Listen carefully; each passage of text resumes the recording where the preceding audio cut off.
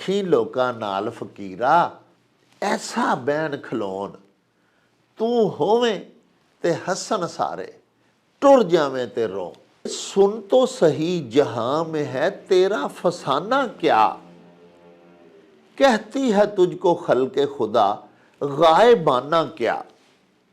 एक ना दे टब्बर वड्डे ते एक ना दे बब्बर वड्डे। चीमा साहब अगे गुजारिश है, बेनती है कि जिथे जिथे भी इन्हां दा तलक वास्ता है उत्थे बाहर दे मुल्कां च लोकां नूं प्रेरणा दित्ती करन पंजाबी बोलन दी, पंजाबी समझण दी, पंजाबी बनन दी। बांदरी दे पैर सड़न लगे सन ते उन्हें अपने बच्चे थले ले लिया। मां नूं समझ आई भी फरिश्ता मौत वाला, ते उन्हें आख्या भी फरिश्तिया मुंडा मेरा दूजे कमरे ही सुता आई। अगे पिछे चंगी ते दिन दिहाड़ मंदी, कोई विआह है, कोई वादा घाटा है, अगे पिछे चंगा भला टुरिया फिरना, सारे ना भैन भरावां नाल रल के खाना पीना है। ते जदों विआह होया ते आख्या मैनू मैंने गालां कढियां, मैं नहीं इहदी जंजे जाना।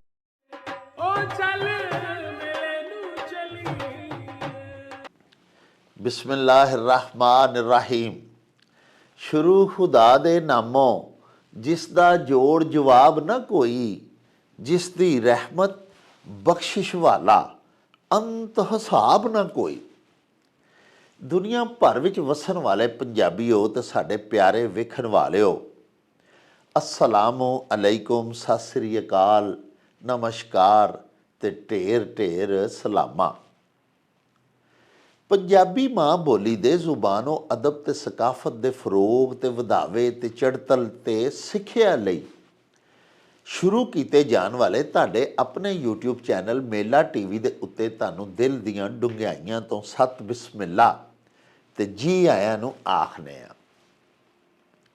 साहिबो साडी ये बेनती है भी अपने इस चैनल नूं सबसक्राइब कर लवो, नाल बनिया होया घंटी दा निशान जरूर दबाया जे।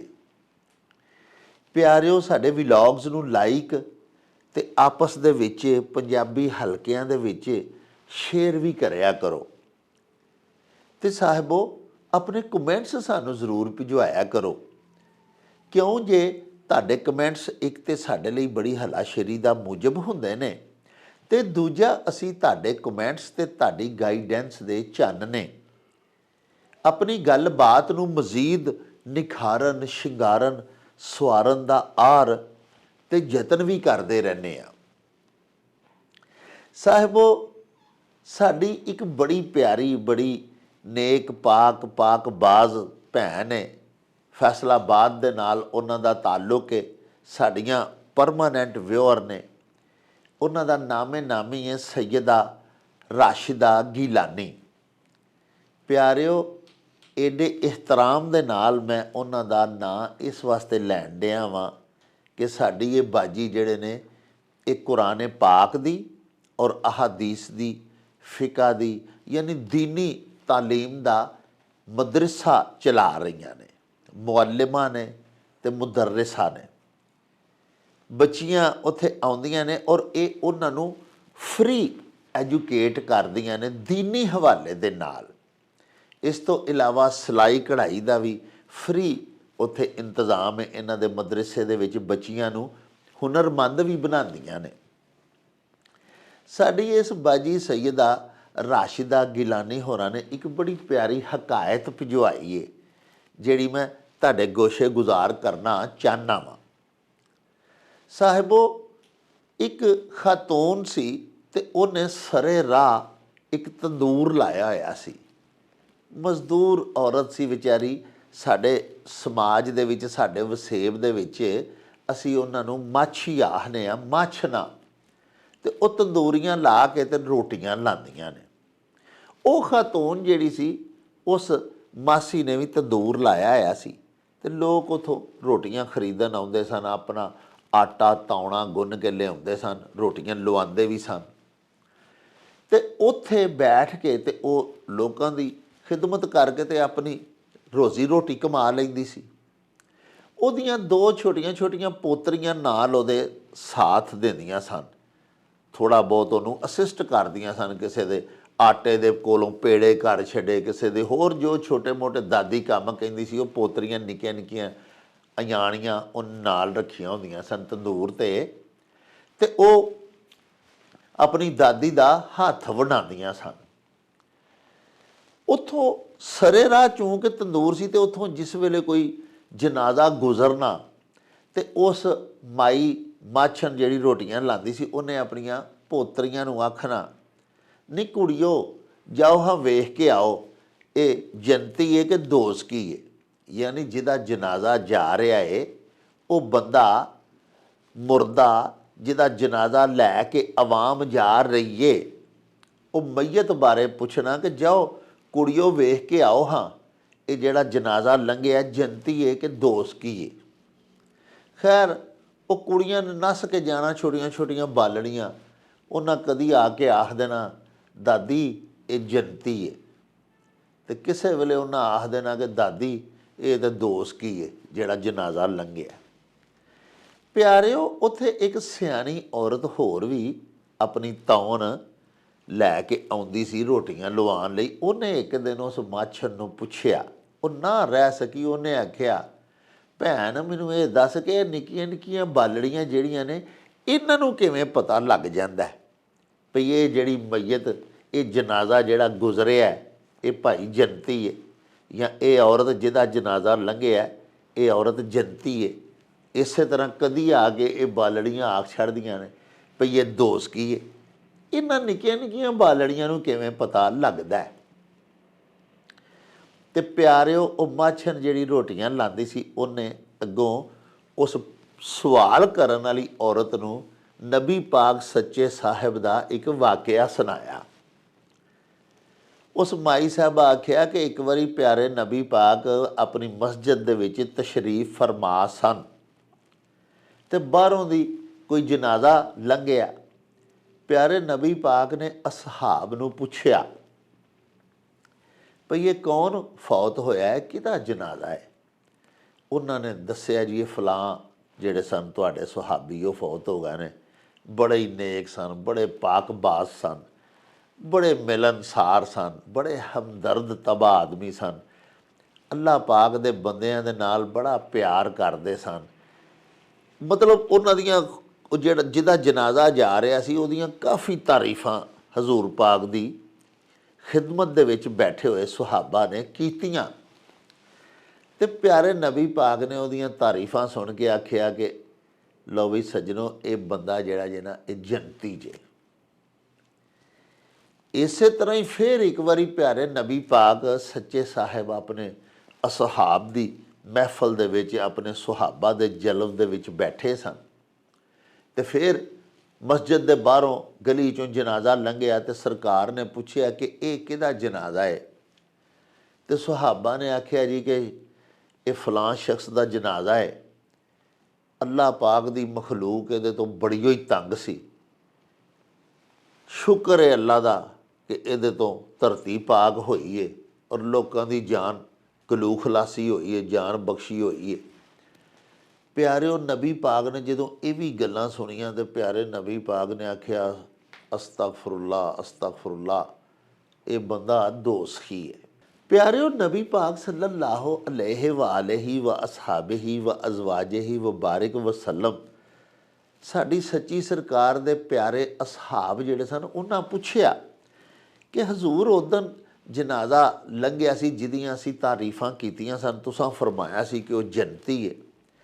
ਅੱਜ ਹੁਣ ਫੇਰ ਇੱਕ ਜਨਾਜ਼ਾ ਗੁਜ਼ਰਿਆ ਤੇ ਲੋਕਾਂ ਨੇ ਦੱਸਿਆ ਜੀ ਬੜਾ ਜ਼ਾਲਮ ਸੀ ਤੇ ਤੁਸੀਂ ਫਰਮਾਇਆ ਕਿ ਇਹ ਦੋਸਖੀ ਹੈ, ਤੇ ਇਹਦਾ ਕੀ ਸਬੂਤ ਹੈ?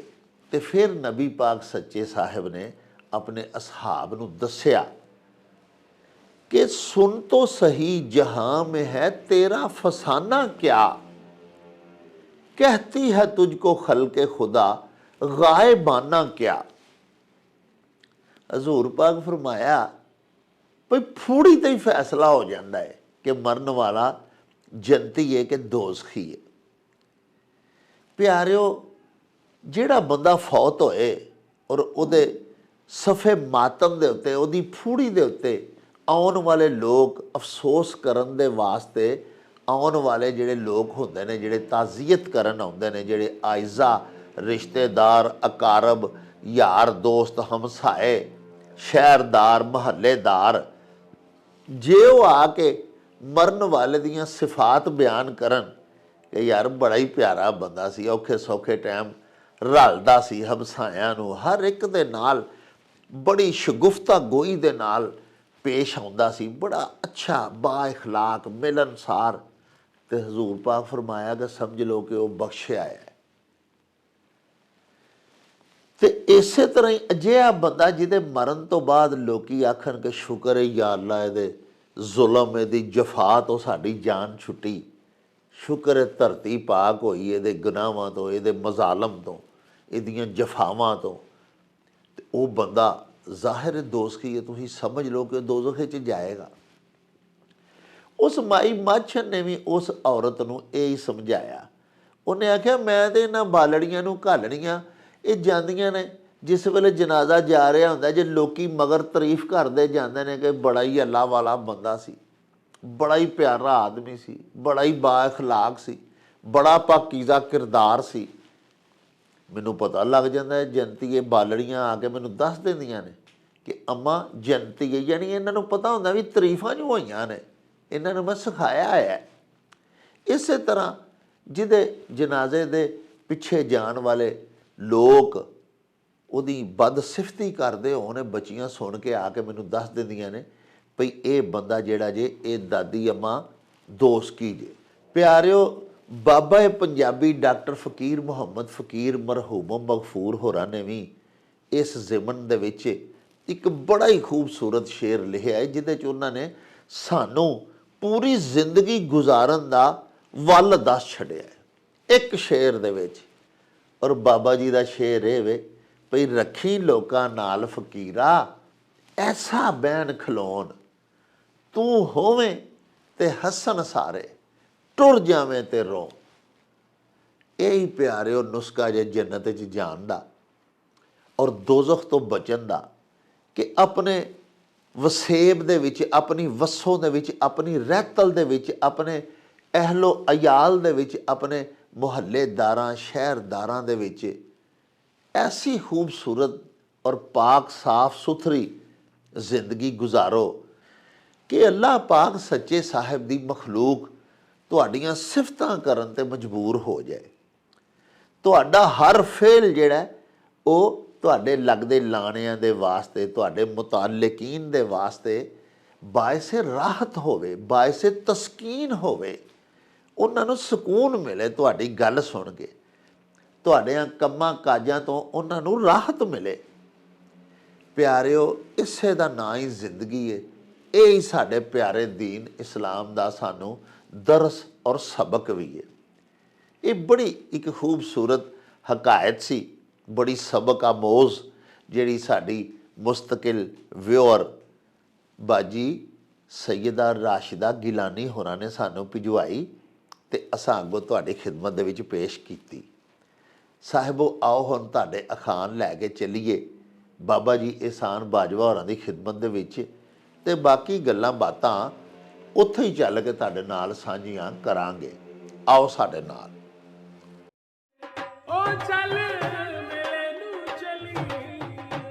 अस्सलामुअलैकुम जनाब अली बाजवा साहब जी। बिस्मिल्लाह, सत बिस्मिल्लाह जी। एनु डॉक्टर साहब बड़ी बड़ी नवाज़ा जनाब, बड़ी ਤੁਹਾਡੀ ਮਿਹਰਬਾਨੀ ਮੇਰੀ ਸਰਕਾਰ। ਬਾਜਵਾ ਸਾਹਿਬ, ਅੱਜ ਜਨਾਬ ਸਭ ਤੋਂ ਪਹਿਲਾਂ ਜਿਹੜਾ ਤੁਹਾਡੀ ਖਿਦਮਤ ਵਿੱਚ ਖਾਨ ਪੇਸ਼ ਕਰਨਾ ਹੈ ਜੀ ਜੀ ਜੀ, ਉਹ ਸਾਡੇ ਜਨਾਬ ਮਿੱਤਰ ਨੇ ਸੋਧਰਾ, ਸਾਡਾ ਜਿਹੜਾ ਪਿੰਡ ਹੈ ਵਜ਼ੀਰਾਬਾਦ ਦੇ ਕੋਲ, ਉਹਨਾਂ ਦੇ ਨਾਲ ਹੀ ਉਹਨਾਂ ਦਾ ਵੀ ਗਿਰਾਂ ਹੈ ਕੋਟ ਅਲਾ ਯਾਰ ਜੀ ਜੀ ਜੀ। ਉੱਥੋਂ ਦੇ ਨੇ ਸ਼ਬਾਜ਼ ਚੀਮਾ ਸਾਹਿਬ ਵਾਹ ਤੇ ਸ਼ਹਿਜ਼ਾਦ ਚੀਮਾ, ਦੋਵੇਂ ਭਰਾ ਮਾਸ਼ਾਅੱਲਾ ਅਮਰੀਕਾ 'ਚ ਹੁੰਦੇ ਨੇ, ਕਾਫੀ ਅਰਸੇ ਦੇ ਸੈਟਲ ਨੇ।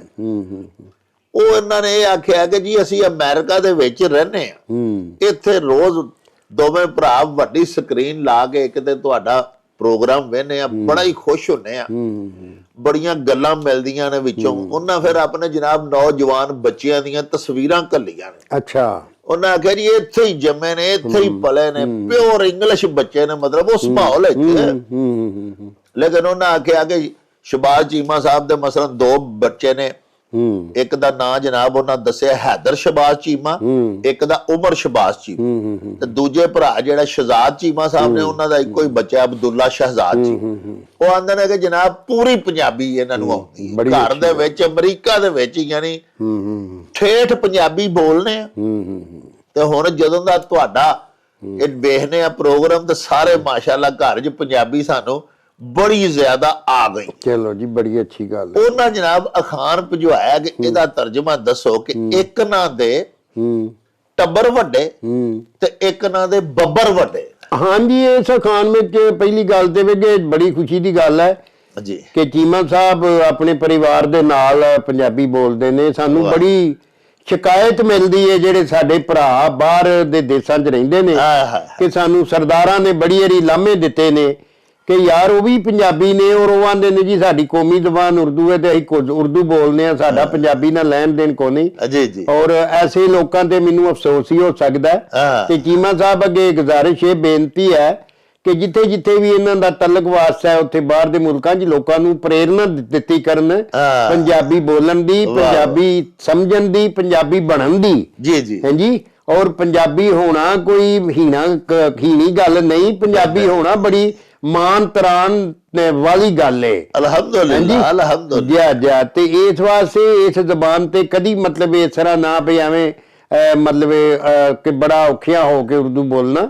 ਦੂਜਾ ਐਵੇਂ ਕਿ ਪੰਜਾਬੀ ਬੋਲਣ ਲਈ ਤੁਹਾਨੂੰ ਮਤਲਬ ਕੋਈ ਐਡਾ ਮੂੰਹ ਨਹੀਂ ਠਕਾਣਾ ਪੈਂਦਾ, ਤੁਹਾਡੇ ਅੰਦਰ ਬੂਟੇ ਲੱਗੇ ਨੇ, ਪੰਜਾਬੀ ਦਾ ਬਾਗ ਖਿੜਿਆ ਔਰ ਉਹ ਜਿਹੜਾ ਮਰਦੀ ਬੂਟੇ ਨੂੰ ਹੱਥ ਪਾ ਕੇ ਜਿਹੜਾ ਮਰਦੀ ਫਲ ਲਾ ਲਵੋ ਤੇ ਤੁਹਾਨੂੰ ਕਿਤੋਂ ਮੰਗੇ ਲੀੜੇ ਨਹੀਂ ਪਾਣੇ ਪੈਣੇ, ਕਿਤੋਂ ਲੱਭੋ ਤਰਕੀਬਾਂ ਨਹੀਂ ਲੱਭਣੀਆਂ ਪੈਣੀਆਂ, ਮੁਹਾਵਰਾ ਜਾਂ ਖਾਨ ਨਹੀਂ ਲੱਭਣਾ ਪੈਣਾ। ਹਾਂਜੀ, ਤੋ ਖਾਨ ਦੱਸੋ। ਖਾਨ ਸੀ ਸਰਕਾਰ ਕਿ ਇੱਕ ਨਾਂ ਦੇ ਟੱਬਰ ਵੱਡੇ, ਹਾਂਜੀ ਹਾਂਜੀ, ਤੇ ਇੱਕ ਨਾਂ ਦੇ ਬੱਬਰ ਵੱਡੇ।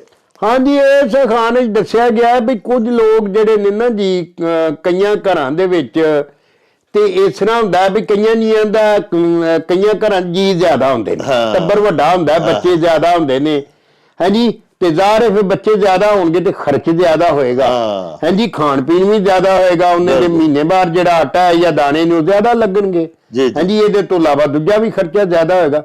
ਲੇਕਿਨ ਕੁਝ ਲੋਕ ਇੰਜ ਦੇ ਹੁੰਦੇ ਨੇ ਜਿਹੜੇ ਟੁੱਕਰ ਨੂੰ ਆਖਰੀ ਸਮਝ ਕੇ ਖਾਂਦੇ ਨੇ। ਹਾਂਜੀ, ਅੱਛਾ, ਔਰ ਉਹ ਫਿਰ ਬੱਬਰਦਾਰ ਹੈ, ਬੱਬਰ ਆ ਜਿਹੜੀਆਂ ਪਸਲੀਆਂ ਨਹੀਂ ਉਹਨਾਂ ਦਾ ਪੇਟ ਹੀ ਬੱਬਰ ਵੱਡੇ ਹੋਣਗੇ ਤੇ ਪੇਟ ਵੱਡਾ ਹੋਏਗਾ। ਹਾਂਜੀ, ਔਰ ਉਹ ਫਿਰ ਉਹਨਾਂ ਇਸ ਅਖਾਣ ਵਿੱਚ ਦੱਸਿਆ ਗਿਆ ਵੀ ਜਿਹੜੇ ਲੋਕੀ ਰੋਟੀ ਖਾਣ ਲੱਗਿਆ ਇਸ ਗੱਲ ਦੀ ਫਿਕਰ ਹੀ ਭੁੱਲ ਜਾਣ ਵੀ ਮੈਂ ਫੇਰ ਵੀ ਖਾਣੀ ਹੈ ਜਾਂ ਮੈਂ ਜਿਉਂਦਿਆਂ ਰਹਿਣਾ ਜਾਂ ਆਖਰੀ ਸਮਝ ਕੇ ਖਾਣ। ਹਾਂਜੀ, ਉੱਥੇ ਮਾਹੌਲ ਵਾਸਤੇ ਉਹਨਾਂ ਨੂੰ ਜੁਗਤ ਕਰਦਿਆਂ ਬੋਲਿਆ ਗਿਆ ਯਾਰ ਫਲਾਣਾ ਟੱਬਰ ਐਡਾ ਵੱਡਾ ਤੇ ਉਹਨਾਂ ਦਾ ਮਹੀਨੇ ਦਾ ਖਰਚਾ ਇੰਨਾ, ਅਸੀਂ 2-2.5 ਟੋਟਰੂਆਂ ਦੇ ਸਾਡਾ ਇੰਨਾ, ਸਾਡੇ ਇੰਨੀਆਂ ਰੋਟੀਆਂ ਤੁਸੀਂ ਖਾ ਸਕਦੇ। ਤੇ ਉੱਥੇ ਮਜ਼ਾਕ ਜੁਗਤ ਕਰਦੇ ਆਂਦੇ ਨੇ ਵੀ ਇੱਕ ਨਾਂ ਦੇ ਟੱਬਰ ਵੱਡੇ, ਇੱਕ ਨਾਂ ਦੇ ਬੱਬਰ ਵੱਡੇ, ਤੇ ਇਹਨਾਂ ਦੇ ਢੇਡੀ ਵੱਡੇ ਨੇ। ਇਹਦੇ ਵਿੱਚ ਮਤਲਬ ਇਹ ਤੰਦੂਰ ਸਮਝ ਕੇ ਤੇ ਪਾਈ ਲਗੇ ਜਾਂਦੇ ਨੇ, ਪਾਈ ਲਗੇ ਜਾਂਦੇ ਨੇ। ਹਾਲਾ ਰੋਟੀ ਤੇ ਜਿੰਦਾ ਰਹਿਣ ਲਈ ਖਾਧੀ ਜਾਂਦੀ, ਜਿਉਂਦਿਆਂ ਰਹਿਣ ਲਈ। ਹਾਂਜੀ, ਤੇ ਜਿਹੜਾ ਰੋਟੀ ਖਾਣ ਲਈ ਜਿਉਂਦਾ ਆਪਣੇ ਆਪ ਨੂੰ ਸਮਝਦਾ ਉਹ ਤੇ ਮੂਰਖ ਹੈ। ਇਸ ਵਾਸਤੇ ਰੋਟੀ ਉਹਨੂੰ ਖਾ ਜਾਏਗੀ। ਹਾਂਜੀ, ਰੋਟੀ ਉਹਨੂੰ ਖਾ ਜਾਏਗੀ। ਵੈਸੇ ਵੀ ਜਿਹੜਾ ਅੰਨ ਅਸੀਂ ਲਿਖਾ ਕੇ ਆਏ ਆ ਉਹਨੂੰ ਜਿੰਨਾ ਸੰਭਾਲ ਕੇ ਇਸਤੇਮਾਲ ਕਰਾਂਗੇ ਉਨੀ ਜ਼ਿੰਦਗੀ ਲੰਮੀ ਹੋਏਗੀ ਇਨਸ਼ਾਅੱਲਾ। ਹਾਂਜੀ, ਤੇ ਜਦੋਂ ਉਹਨੂੰ ਛੇਤੀ ਮੁਕਾ ਲਾਂਗੇ ਤੇ ਜਦੋਂ ਵੇਖੇਗਾ ਫਰਿਸ਼ਤਾ ਸਾਹਿਬ ਚੋਂ ਮੁੱਕ ਗਿਆ ਤੇ ਆਖਣਗੇ ਚਲੋ ਵੀ ਚੁੱਕ ਲਿਆ ਇਹਨੂੰ। ਵਾਹ, ਹਾਂਜੀ, ਵਾਹ। ਲੋ ਜੀ, ਚੀਮਾ ਸਾਹਿਬ ਨੇ ਜਿਹੜਾ ਅਖਾਣ ਭਿਜਵਾਇਆ ਸੀ ਪਿਆਰੇ ਵੇਖਣ ਵਾਲਿਓ, ਵੀ ਇੱਕ ਨਾਂ ਦੇ ਟੱਬਰ ਵੱਡੇ ਤੇ ਇੱਕ ਨਾਂ ਦੇ ਬੱਬਰ ਵੱਡੇ। ਬਾਜਵਾ ਸਾਹਿਬ ਫਰਮਾਇਆ ਵੀ ਬੱਬਰ ਜਿਹੜਾ ਨਾ ਜੀ ਇਹ ਪਸਲੀਆਂ ਦੇ ਥੱਲੇ ਵਾਲਾ ਜਿਹੜਾ ਹਿੱਸਾ ਹੈ ਨਾ, ਇਹਨੂੰ ਆਖਿਆ ਜਾਂਦਾ, ਯਾਨੀ ਪੇਟ ਦਾ ਸੀਨੇ ਵੱਲੋਂ ਥੱਲੇ ਵਾਲਾ ਜਿਹੜਾ ਹਿੱਸਾ ਹੁੰਦਾ ਹੈ। ਪਿਆਰਿਓ, ਤੁਸੀਂ ਦੇਖੋ ਨਾ ਕਿ ਕੁਝ ਲੋਕਾਂ ਦੇ ਤੇ ਵਾਕਈ ਘਰ ਦੇ ਜੀ ਬਹੁਤੇ ਹੋਏ, ਟੱਬਰ ਵੱਡਾ ਹੋਇਆ, ਫੈਮਿਲੀ ਜਿਹੜੀ ਉਹਦੇ ਮੈਂਬਰਸ ਜ਼ਿਆਦਾ ਹੋਏ, ਉੱਥੇ ਜ਼ਿਆਦਾ ਖਾਣਾ ਛਾਣਾ ਪੱਕਦਾ, ਜ਼ਿਆਦਾ ਉੱਥੇ ਖਾਣਾ ਪਕਾਣਾ ਪਏਗਾ ਨਾ, ਕਿਉਂਕਿ ਜ਼ਿਆਦਾ ਲੋਕ ਨੇ ਉੱਥੇ। ਖਾਣਾ ਬਹੁਤਾ ਪਕਾਵਾਂਗੇ ਤੇ ਪੂਰਾ ਆਵੇਗਾ। ਲੇਕਿਨ ਕੁਝ ਘਰਾਣੇ ਐਸੇ ਬਾਈਵਾ ਸਾਹਿਬ ਫਰਮਾਇਆ ਜਿਨ੍ਹਾਂ ਦੇ ਚੰਦ ਜੀ ਹੁੰਦੇ ਨੇ, ਐਵੇਂ 2-4-5 ਜੀ, ਲੇਕਿਨ ਉਹ ਵੱਡਿਆਂ ਟੱਬਰਾਂ ਤੋਂ ਬਹੁਤਾ ਖਾਂਦੇ ਨੇ। ਪੇਟੂ ਬੱਬਰ ਵੱਡੇ, ਯਾਨੀ ਉਹਨਾਂ ਦੇ ਢਿੱਡ ਵੱਡੇ ਹੋ ਜਾਂਦੇ ਨੇ ਖਾ ਖਾ ਕੇ ਫਜ਼ੂਲ। ਹਾਂਜੀ, ਇੱਕ ਤੇ ਇਸ ਅਖਾਣ 'ਚ ਮੱਤ ਦਿੱਤੀ ਗਈ ਹੈ, ਜਿਵੇਂ ਬਾਜਵਾ ਸਾਹਿਬ ਫਰਮਾਇਆ ਭਈ ਜ਼ਿੰਦਾ ਰਹਿਣ ਦੇ ਵਾਸਤੇ ਖਾਣਾ ਚਾਹੀਦਾ, ਇਸ ਵਾਸਤੇ ਜ਼ਿੰਦਾ ਨਹੀਂ ਰਹਿਣਾ ਚਾਹੀਦਾ ਕਿ ਮੈਂ ਖਾਂਦਾ ਹੀ ਰਹਾਂਗਾ ਸਾਰੀ ਉਮਰ। ਹਾਂਜੀ। ਇੱਕ ਤੇ ਇਹ ਮੱਤ, ਦੂਸਰਾ ਇਹ ਵੇ ਕਿ ਵੱਡਿਆਂ ਢਿੱਡਾਂ ਦੇ ਨਾਲ ਪਿਆਰਿਓ ਕਿਸੇ ਦਾ ਟੱਬਰ ਵੱਡਾ ਨਹੀਂ ਹੁੰਦਾ। ਏਡੇ ਏਡੇ ਵੱਡੇ ਢਿੱਡ ਹੋਣ, ਏਡੇ ਏਡੇ ਵੱਡੇ ਛੜ ਹੋਣ, ਤੇ ਇਸ ਤਰ੍ਹਾਂ ਖਾਨਦਾਨ ਦਾ ਵੱਡੇਪਨ ਨਹੀਂ ਹੁੰਦਾ। ਵੱਡੀਆਂ ਫੈਮਲੀਜ਼, ਵੱਡੇ ਖਾਨਦਾਨ, ਨਾਮਵਰ ਲੋਕ ਉਹੀ ਹੁੰਦੇ ਨੇ ਜਿਹੜੇ ਕੰਮ ਵੱਡਿਆਂ ਵਾਲੇ ਕਰਦੇ ਨੇ, ਜਿਨ੍ਹਾਂ ਦੇ ਕਾਰ ਚਾਲ ਚਲਨ ਉੱਚਾ ਹੁੰਦਾ, ਉਹ ਫਿਰ ਵੱਡੇ ਟੱਬਰ ਖਵਾਉਂਦੇ। ਵੱਡਿਆਂ ਢਿੱਡਾਂ ਨਾਲ ਵੱਡੇ ਟੱਬਰ ਨਹੀਂ ਹੁੰਦੇ। ਬਾਜਵਾ ਸਾਹਿਬ, ਸ਼ਾਹਿਦ ਇਜਾਜ਼ ਸਾਹਿਬ ਇੱਕ ਸਾਡੇ ਬੜੇ ਪਿਆਰੇ ਮਿੱਤਰ ਨੇ, ਉਹਨਾਂ ਅਖਾਨ ਭਿਜਵਾਇਆ ਜਨਾਬੇ ਅਲੀ ਵੀ ਬਾਂਦਰੀ ਦੇ ਪੈਰ ਸੜਨ ਲੱਗੇ ਸਨ ਤੇ ਉਹਨੇ ਆਪਣੇ ਹੀ ਬੱਚੇ ਥੱਲੇ ਲੈ ਲਿਆ ਹਨ।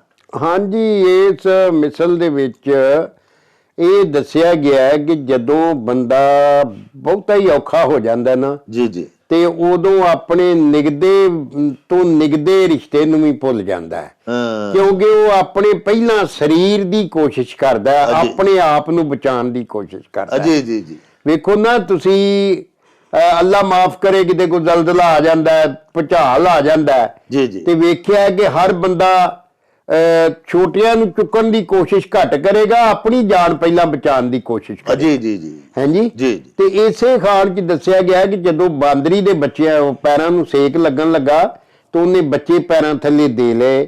ਹਾਂਜੀ, ਇਸ ਤਰ੍ਹਾਂ ਹੀ ਇੱਕ ਉਹ ਮਿਸਾਲ ਦੱਸਦੇ ਨੇ ਕਿ ਇੱਕ ਮਾਈ ਸੀ ਤੇ ਉਹਦਾ ਬਾਲ ਬੇਟਾ ਸੀ, ਇੱਕੋ ਹੀ, ਤੇ ਉਹ ਬੜਾ ਬਿਮਾਰ ਸੀ ਜੀ, ਤੇ ਲੋਕ ਕਹਿੰਦੇ ਸਨ ਅੱਜ ਵੀ ਗਿਆ ਤੇ ਕੱਲ ਵੀ ਗਿਆ ਜੀ, ਤੇ ਉਹ ਨਾਲ ਦੇ ਨਾ ਕਮਰੇ 'ਚ ਬੱਚਾ ਸੁੱਤਾ ਸੀ, ਲੰਮਾ ਪਿਆ ਸੀ, ਤੇ ਉਹ ਮਾਈ ਨਾਲ ਦੇ ਕਮਰੇ 'ਚ ਸੀ ਜੀ। ਤੋ ਸਿਆਲ ਦੀਆਂ ਰਾਤਾਂ 'ਚ ਕਿਸੇ ਦਾ ਨਾ ਕੋਈ ਬੱਕਰੀ ਖੁੱਲ ਕੇ ਤੇ ਉਹਨਾਂ ਦਾ ਆ ਕੇ ਤੇ ਬੂਹਾ, ਉਦੋਂ ਬੂਹੇ ਵੀ ਉਹ ਦੂਜੇ ਹੁੰਦੇ ਸਨ ਨਾ, ਅੰਦਰੋਂ ਕੁੰਡੀ ਲੱਗੀ ਤੋ ਇਸ ਤਰ੍ਹਾਂ ਟੱਕਰ ਮਾਰੀ, ਉਹ ਬੱਕਰੀ ਕੋ ਭੁੱਖੀ ਹੋਏਗੀ, ਕੋਈ ਸ਼ਾਇਦ ਲੱਭੇਗੀ ਤੇ ਮੈਂ ਮੂੰਹ ਮਾਰਾਂਗੀ।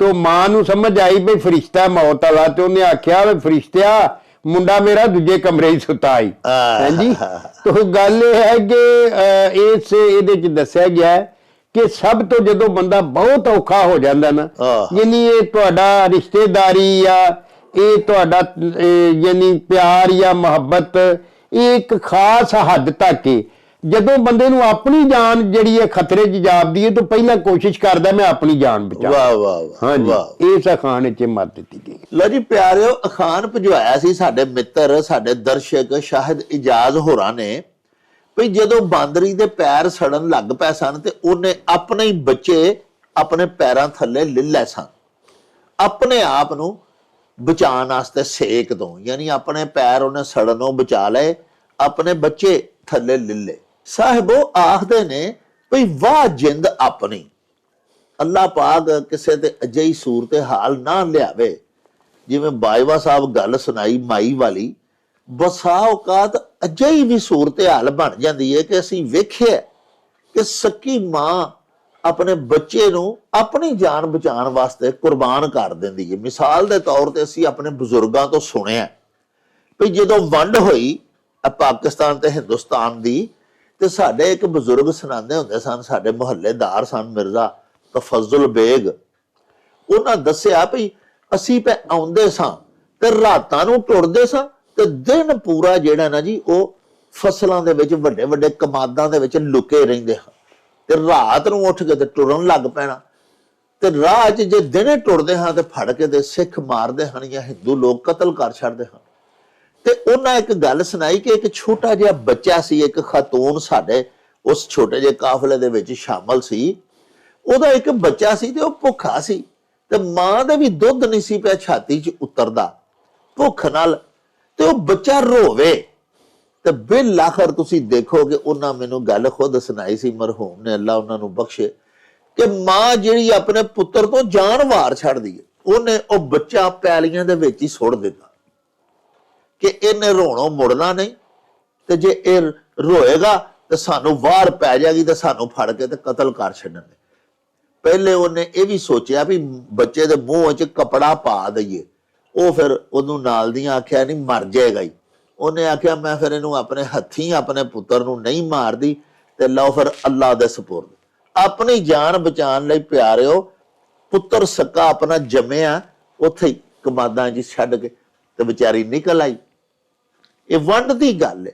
ਜਦੋਂ ਵੇਖੋ ਨਾ ਆਪਣੀ ਜਾਨ ਤੇ ਬਣ ਜਾਏ ਤੇ ਫੈਸਲਾ ਕਰਨਾ ਪੈ ਜਾਵੇ ਕਿ ਹੁਣ ਮੈਂ ਆਪਣੀ ਜਾਨ ਬਚਾਵਾਂ ਜਾਂ ਆਪਣੇ ਧੀ ਪੁੱਤਰ ਦੀ ਜਾਂ ਆਪਣੇ ਬੱਚੇ ਦੀ, ਤੇ ਬੜਾ ਔਖਾ ਬੰਦੇ ਤੇ ਉਹ ਵਕਤ ਹੁੰਦਾ ਹੈ।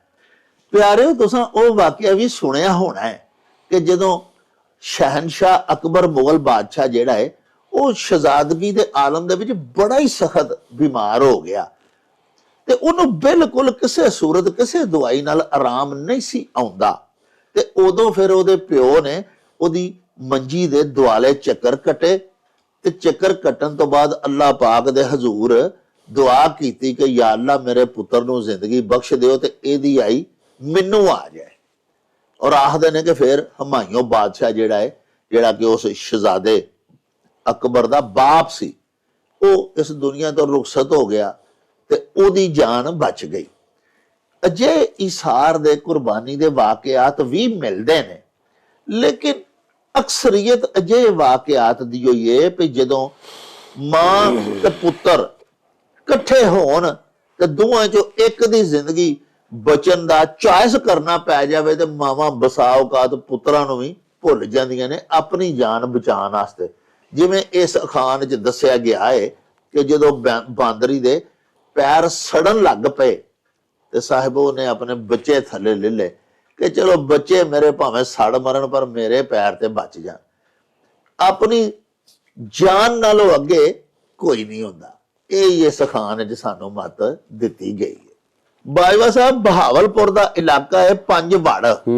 ਉੱਥੋਂ ਦੇ ਸਾਡੇ ਮਿੱਤਰ ਨੇ, ਸਾਡੇ ਦਰਸ਼ਕ ਨੇ ਜਨਾਬ ਯੂਸਫ ਢਿੱਲੋਂ ਸਾਹਿਬ, ਉਹਨਾਂ ਅਖਾਣ ਭਿਜਵਾਇਆ ਵੀ ਅੱਗੇ ਪਿੱਛੇ ਚੰਗੀ ਤੇ ਦਿਨ ਦਿਹਾੜ ਮੰਦੀ। ਹਾਂਜੀ, ਇਹ ਕੁਝ ਇਹ ਉਹਨਾਂ ਲੋਕਾਂ ਦੇ ਬਾਰੇ ਦੱਸਿਆ ਗਿਆ ਜਿਹੜੇ ਬੜੇ ਉਹਨਾਂ ਦੀ ਸੋਚ ਕਬੁੱਧੀ ਹੁੰਦੀ ਹੈ ਜੀ ਜੀ। ਮਸਲਨ ਤੁਸੀਂ ਵੇਖਿਆ ਵੀ ਕਈ ਲੋਕ ਜਾਂ ਬੱਚੇ ਜਾਂ ਘਰ ਵਾਲੇ ਜਾਂ ਮੁੰਡੇ ਜੀ ਜੀ ਉਹਨਾਂ ਨੇ ਅੱਗੇ ਪਿੱਛੇ ਚੰਗਿਆ ਰਹਿਣਾ, ਜਾਂ ਕੋਈ ਦਿਨ ਦਿਹਾੜ ਹੋਣਾ, ਕੋਈ ਵਿਆਹ ਦਿਹਾੜੀ, ਵਿਆਹ ਸ਼ਾਦੀ ਦਾ ਵੇਲਾ ਆ ਗਿਆ ਜਾਂ ਕੋਈ ਈਦ ਸ਼ੀਦ ਆ ਗਈ ਜੀ ਜੀ, ਤੇ ਕੋਈ ਚੰਗੇ ਕੱਪੜੇ ਪਾਣੇ ਨੇ ਜਾਂ ਕੋਈ ਇਸ ਤਰ੍ਹਾਂ ਦਾ ਕੰਮ ਕਰਨਾ ਤੇ ਮਾਂ ਨੇ ਆਖਣਾ ਪੁੱਤਰ ਨਹਾ ਲੈ ਤੇ ਮੂੰਹ ਹੱਥ ਧੋ ਲੈ, ਕੰਗੀ ਚੰਗੀ ਕਰ ਲੈ, ਅੱਜ ਈਦ ਏ, ਤੇ ਉਹਨੇ ਆਖਣਾ ਵੇਰ ਖਲੋਣਾ, ਮੈਂ ਨਹੀਂ ਕੱਪੜੇ ਪਾਣੇ, ਮੈਂ ਨਹੀਂ ਨਹਾਣਾ। ਹਾਂਜੀ, ਕਿ ਉਹ ਅੱਗੇ ਪਿੱਛੇ ਤੇ ਚੰਗਾ ਰਹਿੰਦਾ ਔਰ ਮਤਲਬ ਜਿਹੜਾ ਦਿਨ ਦਿਹਾੜ ਆਉਂਦਾ ਉਹਦੇ ਉੱਤੇ ਮਤਲਬ ਇਹ ਹੈ ਕਿ ਉਹ ਇਸ ਤਰ੍ਹਾਂ ਵੇਰ ਖਲੋਂਦਾ। ਇਸ ਤਰ੍ਹਾਂ ਹੀ ਕੋਈ ਲੋਕ ਐਸੇ ਹੁੰਦੇ ਨੇ ਕਿ ਜਿਨ੍ਹਾਂ ਨੇ ਰੂਟੀਨ ਦੇ ਵਿੱਚ ਤੁਹਾਨੂੰ ਉਹ ਬੜੇ ਹੀ ਚੰਗੇ ਲੱਗਣਗੇ, ਲੇਕਿਨ ਜਦੋਂ ਕੋਈ ਕਿਤੇ ਉਹਨਾਂ ਦੇ ਨਾਲ ਕੋਈ ਇਸ ਤਰ੍ਹਾਂ ਦਾ ਕੰਮ ਪੈ ਜਾਏ ਜਾਂ ਕੋਈ ਇਸ ਤਰ੍ਹਾਂ ਦਾ ਕੋਈ ਦਿਹਾੜਾ ਹੋ ਜਾਏ ਤੇ ਉਹਨਾਂ ਦੀ ਜਿਹੜੀ ਕਰਤੂਤ ਹੈ ਨਾ, ਉਹ ਦੋਦੇ ਤੋਂ ਦਿਲ ਖੱਟਾ ਕਰ ਦੇਣ ਵਾਲੀ ਹੋਏਗੀ, ਜਿਵੇਂ ਦੀ ਉਹ ਹਰਕਤ ਕਰਨਗੇ। ਹਾਂਜੀ, ਕੋਈ ਨਾ ਕੋਈ ਕੋਝੀ ਹਰਕਤ ਕਰਨਗੇ ਕਿ ਜਿਹਦੇ ਨਾਲ ਮਤਲਬ ਇਹ ਹੈ ਕਿ ਉਹ ਹਾਲਾਂਕਿ ਉਸ ਦਿਨ ਤੇ ਉਹ ਨਹੀਂ ਕਰਨੀ ਚਾਹੀਦੀ। ਕੋਈ ਵਿਆਹ ਹੈ, ਕੋਈ ਵਾਧਾ ਘਾਟਾ ਹੈ, ਅੱਗੇ ਪਿੱਛੇ ਚੰਗਾ ਭਲਾ ਟੁਰਿਆ ਫਿਰਨਾ, ਸਾਰਿਆਂ ਨਾਲ ਭੈਣ ਭਰਾਵਾਂ ਨਾਲ ਰਲ ਕੇ ਖਾਣਾ ਪੀਣਾ, ਤੇ ਜਦੋਂ ਵਿਆਹ ਹੋਇਆ ਤੇ ਆਖਿਆ ਮੈਨੂੰ ਇਹਨੇ ਗਾਲਾਂ ਕੱਢੀਆਂ, ਮੈਂ ਨਹੀਂ ਇਹਦੀ ਜੰਜੇ ਜਾਣਾ। ਹਾਂਜੀ, ਉਹਨੇ ਜਨਾਬ ਆਕੜ ਖਲੋਣਾ ਤੇ ਉਹ ਸਾਰਿਆਂ ਨੇ ਉਹਦੇ ਤਰਲੇ ਪੇ ਕਰਨੇ। ਹਾਂਜੀ, ਕਈਆਂ ਨੂੰ ਬੰਦਿਆਂ ਨੂੰ ਨਾ ਨਫਸਿਆਤੀ ਬਿਮਾਰੀ ਵੀ ਹੁੰਦੀ ਹੈ ਕਿ ਐਵੇਂ ਹੀ ਨਾ ਆਪਣਾ ਵਡਿੱਪਣ ਵਿਖਾਣ ਲਈ, ਹਾਂਜੀ, ਮਤਲਬ ਇਹੋ ਜਿਹਾ ਨਾ ਐਵੇਂ ਕੋ ਡਿੰਗ ਸਿੱਧ ਕਰ ਕਰਕੇ ਨਾ ਤੇ ਲੋਕਾਂ ਨੂੰ ਤੇ ਉਹ ਮਤਲਬ ਹਾਲਾ ਇਹ ਕਢਾਮੀ ਪਾਉਣ ਵਾਲੀ ਗੱਲ ਹੈ ਨਾ। ਹਾਂਜੀ, ਤੇ ਮਤਲਬ ਇਹ ਕਿ ਉਹਦੇ ਖੁਸ਼ੀ ਦੇ ਵਿੱਚ ਮਤਲਬ ਪਰੇਸ਼ਾਨੀ ਪਾਉਣ ਵਾਲੀ, ਲੇਕਿਨ ਇਸ ਤਰ੍ਹਾਂ ਦੇ ਕੋਈ ਲੋਕ ਨੇ ਤੇ ਉਹੋ ਜਿਹੇ ਲੋਕਾਂ ਦੇ ਬਾਰੇ ਜੇ ਕਿਹਾ ਜਾਂਦਾ ਭਈ ਦਿਨ ਅੱਗੇ ਪਿੱਛੇ ਚੰਗੀ ਤੇ ਦਿਨ ਦਿਹਾੜ ਮੰਦੀ। ਹਾਂਜੀ, ਲੋ ਜੀ ਪਿਆਰਿਓ, ਯੂਸਫ ਢਿੱਲੋਂ ਸਾਹਿਬ ਨੇ ਬੜਾ ਹੀ ਪਿਆਰਾ, ਬੜਾ ਮੱਤ ਭਰਿਆ ਖਾਨ ਭਿਜਵਾਇਆ ਵੀ ਅੱਗੇ ਪਿੱਛੇ ਚੰਗੀ ਤੇ ਦਿਨ ਦਿਹਾੜ ਮੰਦੀ। ਯਾਨੀ ਵੇਖੋ ਨਾ, ਬਾਜਵਾ ਸਾਹਿਬ ਦੱਸਿਆ ਵੀ ਅਜਿਹਾ ਬੰਦਾ ਜਿਹੜਾ ਐਨ ਕਿਸੇ ਤਕਰੀਬ ਦੇ ਮੌਕੇ ਤੇ, ਕਿਸੇ ਵਿਆਹ 'ਚ, ਕਿਸੇ ਸਾਲਗਿਰਾ 'ਚ, ਕਿਸੇ ਕੁੜਮਾਈ ਕਰਨ ਜਾਣਾ, ਹੁਣ ਸਾਰੇ ਟੱਬਰ ਨੇ, ਦੇ ਵਿੱਚੋਂ ਇੱਕ ਬੰਦਾ ਜਿਹੜਾ ਵੇਸਰਾ ਹੋ ਜਾਵੇ, ਜਿਹੜਾ ਆਖੇ ਮੈਂ ਨਹੀਂ ਜਾਣਾ, ਮੈਨੂੰ ਤੁਸੀਂ ਫਲਾਣੇ ਟਾਈਮ ਫਲਾਣਾ ਸੂਟ ਕਿਉਂ ਨਹੀਂ ਲੈ ਕੇ ਦਿੱਤਾ, ਮੈਂ ਕੱਪੜੇ ਪਾ ਕੇ ਜਾਵਾਂ। ਜਿਵੇਂ ਅਮਾਨੁੱਲਾ ਮਰਹੂਮ, ਅੱਲਾ ਬਖਸ਼ੇ ਉਹਨਾਂ ਨੂੰ, ਸਾਡੇ ਪਾਕਿਸਤਾਨ ਦੇ ਬੜੇ ਵੱਡੇ ਕਾਮੇਡੀਅਨ ਸਨ, ਸਟੇਜ ਦੇ ਬੜੇ ਵੱਡੇ ਆਰਟਿਸਟ ਸਨ। ਉਹ ਅਕਸਰ ਸੁਣਾਉਂਦੇ ਹੁੰਦੇ ਹਨ ਕਿ ਜਦੋਂ ਪਿੰਡਾਂ ਦੇ ਵਿੱਚ, ਸਾਡੇ ਘਰਾਂ ਦੇ ਵਿੱਚ ਵਿਆਹ ਹੁੰਦੇ ਨੇ, ਸਾਡੇ ਦੇਸ਼ ਪੰਜਾਬ ਵਿੱਚ, ਸ਼ਹਿਰਾਂ 'ਚ ਵੀ ਇੰਝ ਹੀ ਹੁੰਦਾ, ਉਹ ਆਂਦੇ ਹੁੰਦੇ ਸਨ ਕਿ ਐਨ ਜਿਸ ਵੇਲੇ ਵਿਆਹ ਦਾ ਟਾਈਮ ਹੁੰਦਾ, ਜੰਜ ਜਾਣ ਲੱਗਦੀ ਹੈ ਨਾ, ਤੇ ਪੁੱਫੜ ਆਦਮੀ ਰੁੱਸ ਕੇ ਖਲੋ ਜਾਂਦਾ, ਕਿਉਂਕਿ ਉਹ ਸਿਰਫ ਆਪਣੀ ਅਹਿਮੀਅਤ ਦੱਸਦਾ ਕਿ ਮੈਂ ਇਸ ਘਰ ਦਾ ਜਵਾਈ ਸਾਂ ਤੇ ਮੈਂ ਉਹ ਜਿਹੜਾ ਘਰ ਵਾਲਾ ਹੁੰਦਾ, ਜਿਹੜਾ ਆਪਣਾ ਪੁੱਤਰ ਵਿਆਹਣ ਜਾ ਰਿਹਾ ਹੁੰਦਾ ਹੈ, ਹੋਰੇ ਉਹਨੂੰ ਦੱਸਣਾ ਚਾਹੁੰਦਾ ਆਪਣੀ ਅਹਿਮੀਅਤ ਕਿ ਮੈਂ ਤੇਰੀ ਭੈਣ ਦਾ ਖਾਵੰਦ ਸਾਂ ਤੇ ਤੂੰ ਮੈਨੂੰ ਫਲਾਣੇ ਟਾਈਮ ਸਹੀ ਇੱਜ਼ਤ ਨਾਲ ਬੁਲਾਇਆ ਕਿਉਂ ਨਹੀਂ ਸੀ, ਮੈਨੂੰ ਸਖਣਾ ਕਾਰਡ ਘੱਲ ਛੱਡਿਆ ਤੂੰ ਨਾਈ ਹੱਥ, ਤੂੰ ਮੈਨੂੰ ਆਪੋ ਆਖਣ ਕਿਉਂ ਨਹੀਂ ਸਾਡੇ ਘਰ ਆਇਆ। ਤੇ ਉਹ ਨਿੱਕੀ ਜਿਹੀ ਕੋਈ ਗੱਲ ਬਣਾ ਕੇ ਰੰਗ 'ਚ ਭੰਗ ਪਾ ਦੇਣਾ, ਅਗਲੇ ਦੇ ਕੰਮ ਨੂੰ ਕੜਮ ਘਰ ਛੱਡਣਾ, ਖਰਾਬ ਕਰ ਦੇਣਾ ਹੈ। ਅਜਿਹੇ ਮੌਕੇ ਦੇ ਉੱਤੇ ਇਹੋ ਜਿਹਾ ਅਖਾਣ ਬੋਲਿਆ ਜਾਂਦਾ ਵੀ ਅੱਗੇ ਪਿੱਛੇ ਚੰਗੀ ਭਲੀ ਸੀ ਤੇ ਐਨ ਦਿਨ ਦਿਹਾੜੇ ਮੰਦੀ ਆ ਗਈ। ਤੇ ਦੂਜਾ ਪਿਆਰਿਓ, ਇਸ ਅਖਾਣ ਦਾ ਇਹ ਵੀ ਮਤਲਬ ਹੈ ਕਿ ਜਦੋਂ ਕਿਸੇ ਨਾਲ ਕੰਮ ਪੈਂਦਾ ਸਾਨੂੰ, ਉਸ ਵੇਲੇ ਜਦੋਂ ਉਹ ਆਕੜ ਜਾਏ ਅੱਗੋਂ, ਉਹਦੇ ਬਾਰੇ ਵੀ ਆਖਿਆ ਜਾਂਦਾ ਹੈ ਕਿ ਯਾਰ ਚੰਗਾ ਭਲਾ ਸਾਂ ਤੂੰ, ਤੈਨੂੰ ਕੰਮ ਕੀ ਆਖ ਬੈਠੇ ਨਾਲ ਹੀ ਤੂੰ ਵੇਸਰ ਹੀ ਗਿਆ। ਸੋ ਇਸ ਅਖਾਣ ਦਾ ਤਰਜਮਾ ਇਹੋ ਹੀ ਹੈ ਵੀ ਅੱਗੇ ਪਿੱਛੇ ਬੜੇ ਖੁਸ਼ ਖੁਲਕੀ ਦੇ ਨਾਲ ਜਿਹੜਾ ਬੰਦਾ ਮਿਲਦਾ ਹੋਵੇ, ਜਦੋਂ ਉਹਦੇ ਗੋਚਰੇ ਕੋਈ ਕੰਮ ਪਵੇ ਜਾਂ ਕਿਸੇ ਤਕਰੀਬ ਵਿੱਚ ਉਹਨੂੰ ਬੁਲਾਇਆ ਜਾਏ ਤੇ ਉਹ ਆਪਣੀ ਅਹਿਮੀਅਤ ਵਿਖਾਉਣ ਵਾਸਤੇ, ਜਤਾਉਣ ਵਾਸਤੇ ਉਹ ਆਕੜਦਾ ਫਿਰੇ ਤੇ ਉੱਥੇ ਫਿਰ ਇਹ ਅਖਾਣ ਬੋਲਿਆ ਜਾਂਦਾ ਹੈ। ਸਾਹਿਬੋ, ਇਹਦੇ ਨਾਲ ਹੀ ਸਾਡੇ ਇਸ ਵਲੌਗ ਦਾ ਵੇਲਾ ਹੁਣ ਮੁੱਕ ਗਿਆ ਹੈ। ਲੈ ਉਹ ਯਾਰ ਹਵਾਲੇ ਰੱਬ ਦੇ ਤੇ ਮੇਲੇ 4 ਦਿਨਾਂ ਦੇ, ਉਸ ਦਿਨ ਈਦ ਮੁਬਾਰਕ ਹੋਸੀ, ਜਿਸ ਦਿਨ ਫੇਰ ਮਿਲਾਂਗੇ, ਰੱਬ ਰਾਖਾ ਤੇ ਅੱਲਾ ਬੇਲੀ।